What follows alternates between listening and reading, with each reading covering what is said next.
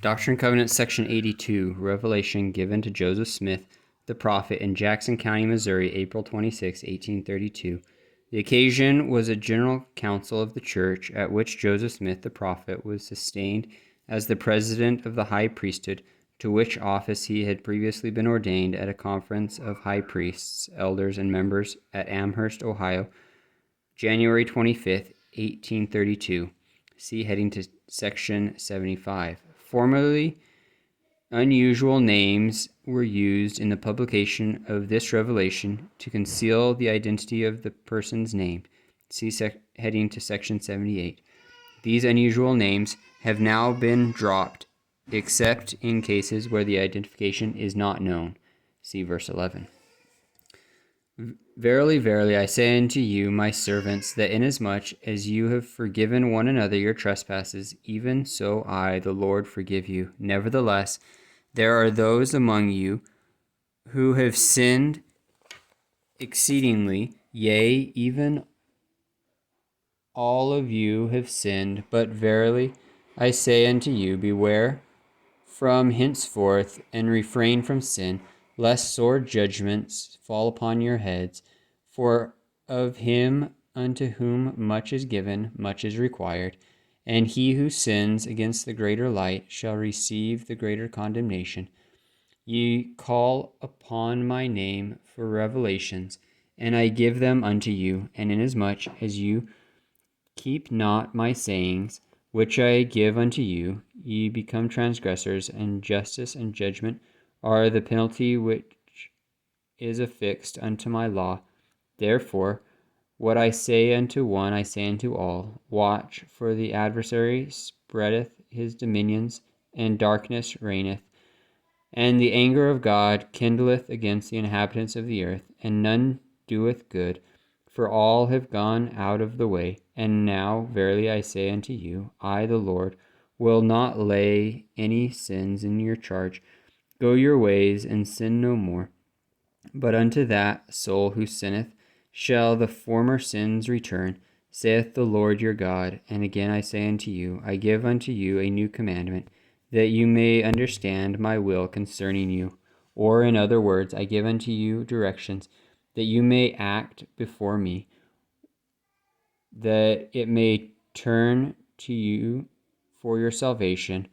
I, the Lord, am bound when ye do what I say, but when ye do not what I say, ye have no promise.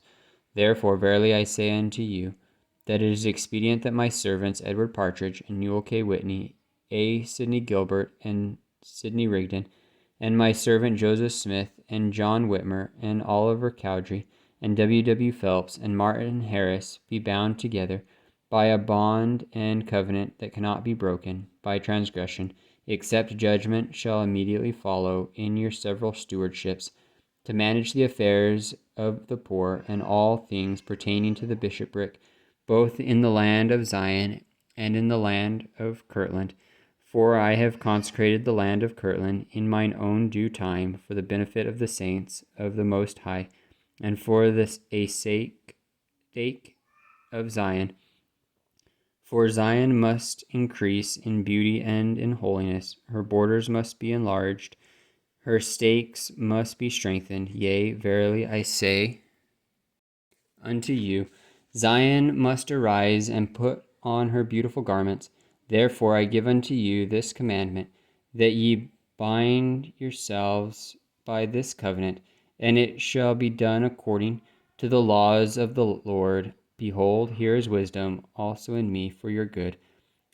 And you are to be equal, or in other words, you are to have equal claims on the properties for the benefit of managing the concerns of your stewardships, every man according to his wants and his needs, inasmuch as his wants are just, and all this for the benefit of the church, for the living God, that every man may improve upon his talent, that every man may gain other talents, yea, even an hundredfold, to be cast into the Lord's storehouse, to become the common property of the whole church, every man seeking the interest of his neighbor, and doing all things with an eye single to the glory of God.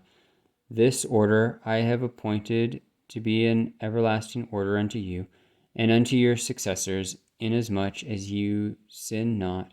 And the soul that sins against this covenant, and hardeneth his heart against it, shall be dealt with according to the laws of my church, and shall be delivered over to the buffetings of Satan until the day of redemption. And now verily I say unto you, and this is wisdom, make unto yourselves friends with the mammon of unrighteousness, and they will not destroy you. Leave judgment alone with me, for it is mine, and I will repay. Peace be unto you.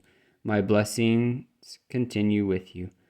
For even yet the kingdom is yours, and shall be forever, if you fall not from your steadfastness. Even so, amen.